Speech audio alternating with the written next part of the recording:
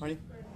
In today's newspaper, there was a very dramatic article containing dramatic charges accompanied by dramatic photographs concerning the police reporting of certain crime statistics over the last 3 years.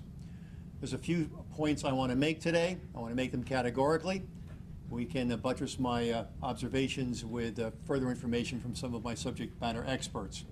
3 points that need to be made. First and foremost, I categorically reject any notion that the cops don't count. For the last 4.5 years, this department has committed itself to the fight on crime. We've used data more perceptively and more carefully than any previous police department has had the capacity to do. We've increased the number of car stops from 50,000 to 190,000. We've increased the number of pedestrian stops from 14,000 to over 60,000. We have put our deployments out there on the hot spots during the times of day when crimes occur, and we have saved lives.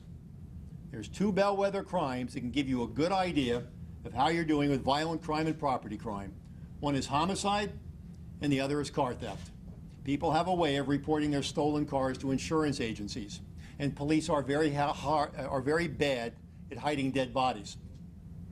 Over the last 4 years, we've seen dramatic declines in homicide and dramatic declines in car theft.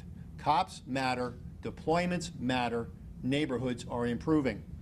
Second, I categorically reject any notion that there is a nexus between how a report is coded for uniform crime report purposes and how it is investigated and prosecuted. I think it was disingenuous, bordering on cynical, to link coding errors to how cases were investigated and prosecuted. If you talk to the DA's office, if you talk to our detectives, if you talk to our watch commanders, investigations and prosecutions are based on the narrative of a report, not on how it ultimately gets coded for UCR purposes at some future date. Third point needs to be made. I categorically and absolutely reject that there's any notion, real or implied, that any command member of this department has made any attempt or any direction to tell anyone to improperly reduce the severity of any crime report. I have with me a watch commander who is also a training on the uniform crime report process.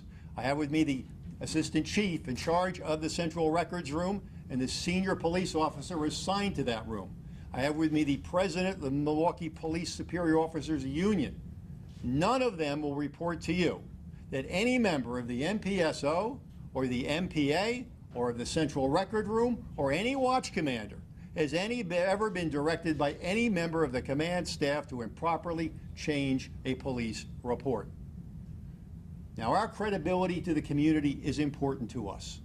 We recognize that we preside over a human institution. We recognize that we will make mistakes. We recognize that we will have technological errors and human error judgments. Those things will occur.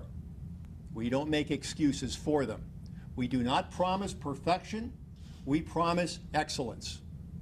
Now, as we move forward from the observations in today's report, a couple of points need to be made. First and foremost, apparently there was no attempt made to contextualize our error rate with anyone else.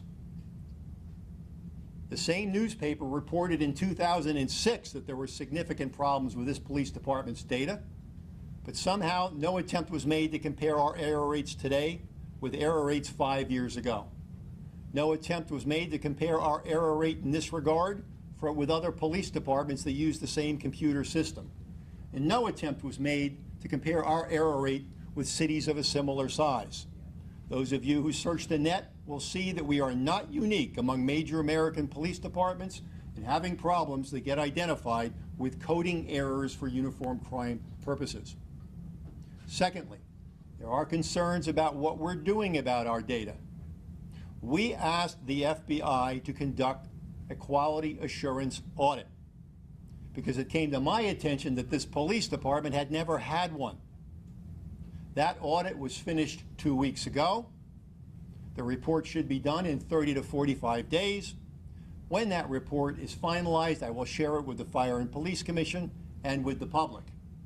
Secondly, on our own, we have undertaken an internal audit looking at our error rates of today and comparing them ourselves to error rates of prior years to try to get a sense of whether or not we are improving or degrading our capacity to detect errors. When those internal audits are finished, they will be shared with the Fire and Police Commission. They will also be shared with the general public. In many ways, these are issues of competence as well as integrity. I have absolute faith in the integrity of this organization. Human error is not the same as malicious change of data. And as we move forward from this, and as we continue to work to make our data more accurate, we make it more accurate for the following purpose. We want to make our crime-fighting tactics more effective. The purpose of our collecting data is to have an impact on the lives of the citizens of Milwaukee. In 3 of the last 4 years, we have produced homicide rates that were 20-year lows. We went from a 20-year average of 127 homicides a year to a 4-year average of 85. That's progress. There are people alive today who would not be if we had not used our data effectively and deployed helpful policing tactics. I'm going to take a moment and introduce to you some of the people that are involved in the collection of this data and the reporting of this data. And I'll start with the Assistant Chief Hagan, who is the commander of the Administrative Bureau in which Central Records resides. Chief Hagan.